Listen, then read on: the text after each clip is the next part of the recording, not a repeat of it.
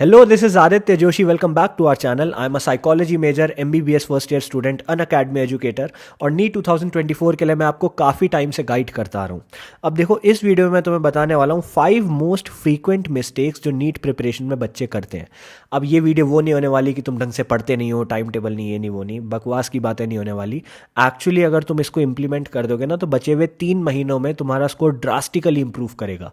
ये वो मिस्टेक्स है जो मैंने खुद करी थी और मैं अपनी खुद की गलतियों से नहीं सीख पाया था, तो इसलिए मैं तुम्हें सिखाने की कोशिश कर रहा हूँ। सबसे पहली मिस्टेक है नॉट इनफ क्वेश्चन प्रैक्टिस। बहुत सारे बच्चे थ्योरी में बहुत ज़्यादा फोकस दे देते हैं लेकिन प्रैक्टिकलिटी नहीं सीख पाते। यार, नीट के पेपर का फंडा पता है क्या है? नीट क्या, दुनिया के किसी भी पेपर का फंडा ये है कि उन्हें फ़र्क नहीं पड़ता तुम्हें कितनी थ्योरी आती है, तुम्हारे अंदर ज्ञान कितना है उससे उन्हें फ़र्क नहीं पड़ता। व्हाट मैटर्स इज क्या तुम क्वेश्चन सॉल्व कर पा रहे हो कि नहीं। ठीक है, इसका मतलब क्वेश्चन सॉल्विंग एबिलिटी होना is much much better than रटना और थ्योरी जानने वाली एबिलिटी। ठीक है, अब क्वेश्चन प्रैक्टिस अगर तुम करोगे तभी तो कॉन्फिडेंस बनेगा। एक क्वेश्चन तुमने 10 बार सॉल्व कर रखा है तो 11वीं बार इजीली हो जाएगा। तो यहाँ पे PYQ, mock test, question papers तुम्हें बहुत सारे लगाने हैं। बहुत सारे बच्चे क्या करते हैं, 100% सिलेबस कंप्लीशन के पीछे जाते हैं, फिर कहते हैं भैया थोड़ा रिवीजन चाहिए, थोड़ा और क्वेश्चन से पहले मैं चाहता हूँ ब्रशअप कर लूँ थ्योरी, फॉर्मूला शीट वगैरह ढंग से देख लूँ, उसके बाद 100% कैपेबिलिटी से मैं मॉक टेस्ट पे फोकस डालूंगा। ऐसा मत करो यार, ये बहुत बड़ी मिस्टेक है जो हर कोई करता है, मैंने भी करी थी। तुम्हें क्या करना है, अगर तुम्हारा 85% ऑफ सिलेबस कंप्लीट हो गया है, तुम्हें पता है फैक्ट है, अगर 85% ऑफ सिलेबस तुम्हारा कंप्लीट हो गया है, होने वाला है, तो तुम 640 मार्क्स के आसपास स्कोर कर सकते हो। तो इसका मतलब 600 प्लस तो ला ही सकते हो ना तुम।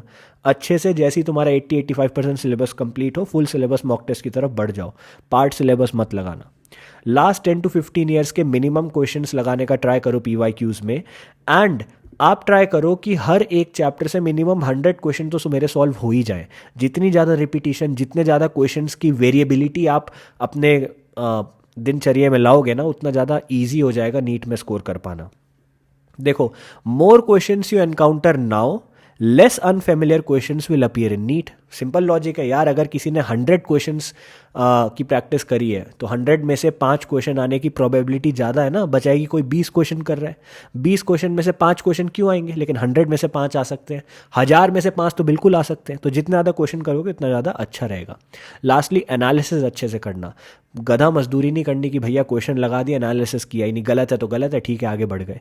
जो क्वेश्चन गलत हुआ, जिस क्वेश्चन में तुमने एलिमिनेशन मेथड यूज़ किया, जिस क्वेश्चन में तुमने तुक्का मारा, उन सब का एनालिसिस करो, देखो आंसर क्यों नहीं है। ठीक है, सेकेंड मिस्टेक जो मैंने करी थी वो ये था leaving NCERT in physics and chemistry. बहुत सारे बच्चों को लगता है कि अगर हम साइड बुक्स की कॉम्पैक्ट थ्योरी पढ़ लें और फॉर्मूलाज रट लें तो फिजिक्स और केमिस्ट्री हो जाएगा। ऐसा नहीं होता है यार। वन शॉट वीडियो लेक्चर तुम्हें इतनी आगे तक नहीं ले जा पाएंगे। हाँ, हो सकता है सेफ स्कोर तक ले जाएं, लेकिन अगर तुम्हें अच्छा स्कोर लाना है तो तुम्हें खुद से करना ही पड़ेगा। अब देखो, जितने सॉल्व एग्जाम्पल्स होते हैं ना फिजिक्स और केमिस्ट्री के NCERT में, वो एज इट इज़ पूछे जाते हैं, as it is, without value change करे। तो मेरी, देखो मुझे कहना नहीं चाहिए लेकिन मेरी ऑनेस्ट ओपिनियन ये है कि यार उन सॉल्व एग्जाम्पल्स को रट लो, वो एज इट इज़ आएंगे। ठीक है, जितने पॉइंट्स टू पॉन्डर के बॉक्सेस हैं वो असर्शन रीजन में पूछ लिए जाते हैं, समरी से true and false statement based question उठ जाते हैं। तभी तो नीट के पेपर अभी रिसेंट ईयर्स में बहुत लेंदी आने लग गए हैं। Name of scientist last 3 year में बहुत पूछे जा रहे हैं, जो कि NCERT में दिया है, साइड बुक्स में नहीं देते ये लोग। तो नेम ऑफ साइंटिस्ट अच्छे से करो, और इसकी मैंने 1-2 दिन पहले अभी PDF भी शेयर की थी अपने टेलीग्राम में, तो आई होप वहाँ से तुम पढ़ रहे होंगे। ठीक है, अब तुम्हें दिख रहा है फिजिक्स का पेपर 2022 एंड 2023 का। ये पाई चार्ट मैंने बहुत बहुत बार शेयर किया है। क्यों? क्योंकि यहाँ पे तुम्हें एग्जैक्टली दिख रहा है डायरेक्ट NCERT के क्वेश्चन 2022 से 2023 में कितने इंप्रूव हुए थे, है ना। जहाँ 23 to 25 क्वेश्चन पूछे जा रहे थे, वहाँ 26 to 27 क्वेश्चन डायरेक्टली NCERT से आए। और ये डायरेक्ट NCERT कहाँ से आए? सॉल्व एग्जाम्पल से। इसलिए इस पाई चार्ट को पॉज करके ढंग से देखो, एनालिसिस करके दिया मैंने तुम्हें ताकि तुम सीधा क्वेश्चन पे आ सको। थर्ड मिस्टेक जो हम करते हैं, जो मैंने करी थी, वो ये था not all chapters have same weightage. ये बात याद रखो। हाँ, नीट में हर चैप्टर से क्वेश्चन पूछा जाता है, लेकिन कितने क्वेश्चन पूछे जाते हैं, किस टाइप के क्वेश्चन पूछे जाते हैं, उसमें तो चेंज है ना। अब तुम ऐसा चैप्टर पढ़ने बैठ गए जो बहुत टफ है लेकिन उससे क्वेश्चन एक ही आना है, और तुमने वो चैप्टर छोड़ दिया जो कंपैरेटिवली इजी टू कवर था लेकिन उससे 3 से 4 क्वेश्चन आ सकते थे, तो ये बेवकूफ़ी होगी, राइट। तो तुम्हें पहले वेटेज के हिसाब से चलना है। कुछ टॉपिक होते हैं जो हर साल रिपीट होते हैं। लास्ट 5 ईयर्स के पेपर देखोगे ना तो कुछ टॉपिक ज़रूर तुम्हें मिलेंगे जो हर साल रिपीट होते आए हैं। उन टॉपिक्स की मैंने लिस्ट बनाई थी फिजिक्स एंड केमिस्ट्री की, जो ऑलमोस्ट हर वीडियो में तुम्हें बताता हूँ। उसको एक बार देखो, पहले उस लिस्ट को देखोगे ना तो तुम बल्क ऑफ सिलेबस कर चुके होगे जो ज़्यादातर रिपीट होता है। उसके बाद बाकी जगहों पर जाना, टेलीग्राम वगैरह पर मिल जाएगी, नहीं तो मेरी वीडियोज़ देख लेना, वहाँ बहुत सारी शेयर की है, ठीक है। अब देखो, फेवरेट टॉपिक्स पे बहुत लोग फोकस करते हैं, मैं भी करता था यार, ये टॉपिक इजी टू कवर है, ये आज कर लेता हूँ, नींद आ रही आला सारे, बाकी बाद में देख लेंगे। ऐसा मत करो, जो तुम्हारे फेवरेट टॉपिक्स है ना वो बाद में भी तुम कर सकते हो। टफ टॉपिक अभी खत्म कर दो, स्पीड ब्रेकर के पार चले जाओ, फिर स्पीड बढ़ाना, ठीक है। बड़े बड़े चैप्टर लास्ट के लिए मत छोड़ना, अभी ख़त्म करो, लास्ट में नहीं हो पाते वो। फिर वो लास्ट में पता है क्या होता है, जब 2020 में पहली बार नीट दिया था ना मैंने, तो थर्मोडायनेमिक्स वाला चैप्टर छोड़ ही दिया था मैंने। लास्ट में मैंने कहा यार कुछ क्वेश्चन आ गया तो क्या करूँगा, तो मैंने उसके फॉर्मूला रट लिए थे कि ठीक है इससे कर लूँगा। ये मत करना भाई, फॉर्मूला काम नहीं आएंगे अगर तुम्हें एप्लीकेशन नहीं आती। इंपॉर्टेंट टॉपिक्स की लिस्ट तुम बना सकते हो जैसे मैंने बनाई थी, या फिर टेलीग्राम से उठा सकते हो, पहले उनको ख़त्म करना। फोर्थ मिस्टेक जो मैंने करी थी वो ये था, attempting less number of mocks. Mock test काफ़ी कम लगाए, फुल सिलेबस मॉक टेस्ट नहीं लगाए। बहुत सारे बच्चों का माइंडसेट यही होता है। मैं काफ़ी बच्चों से बात करता हूँ, काफ़ी बच्चों के लिए मैंने पे किया कि वो ट्यूशन्स वगैरह जा सकें, ठीक है, क्योंकि काफ़ी बच्चे फाइनेंशियली उतने स्टेबल नहीं होते हैं, तो I was happy to help. But the thing is, मैंने उनकी प्रोग्रेस चार्ट जब देखी तो मैंने ये देखा कि बच्चे कह रहे हैं भैया हमारे 2-4 चैप्टर ख़त्म हुए तो हमने उसके पार्ट सिलेबस मॉक टेस्ट लगा दिए, हमारा आधा सिलेबस ख़त्म हुआ पार्ट सिलेबस लगा दिए। यार पार्ट सिलेबस मॉक टेस्ट ठीक है, लेकिन वो ज़रूरत से ज़्यादा भारी भरकम क्वेश्चन पूछते हैं जो नीट में कभी आने ही नहीं वाले। तो मैं चाहता हूँ पार्ट सिलेबस मॉक टेस्ट के बजाय तुम फुल सिलेबस मॉक टेस्ट पे फोकस करो। जो क्वेश्चन तुम्हें नहीं आता, जो चैप्टर तुमने नहीं पढ़ा उसको छोड़ दो, लेकिन बाकी तो करो।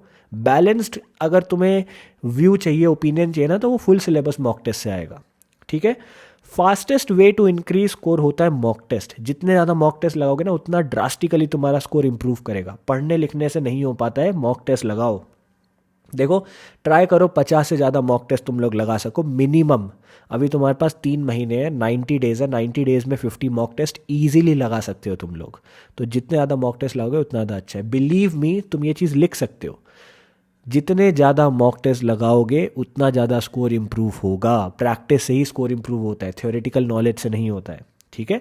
एट द एंड जो मैटर करता है वो ये नहीं है कि तुम्हें कितना आता है, एट द एंड ये मैटर करेगा कि क्या तुम क्वेश्चन सॉल्व कर पा रहे हो कि नहीं।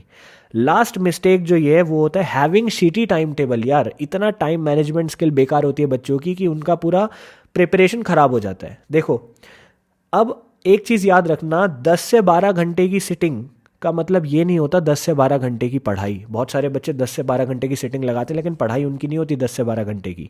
बीइंग बिजी का मतलब ये नहीं होता यू आर बीइंग प्रोडक्टिव।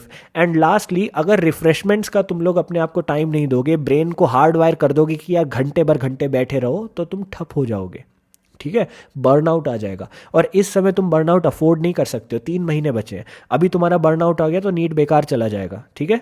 अब क्या करना है, एक बात बताओ, तुम में से कितने लोग अच्छे से सोते हैं रात को, मतलब 6-7 घंटे से ज़्यादा सो रहे हैं? बहुत कम बच्चे हैं जो 6-7 घंटे से ज़्यादा सो पा रहे हैं।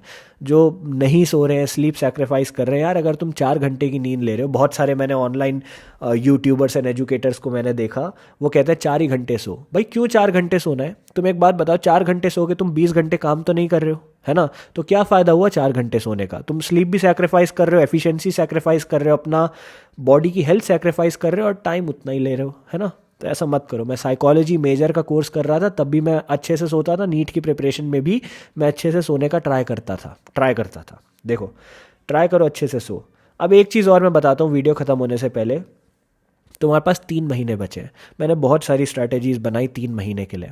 लोग कहते हैं इट इज़ इम्पॉसिबल 3 महीने में नीट क्रैक कर पाना। नीट 2023 मैंने 3 महीने में क्रैक किया था, ठीक है।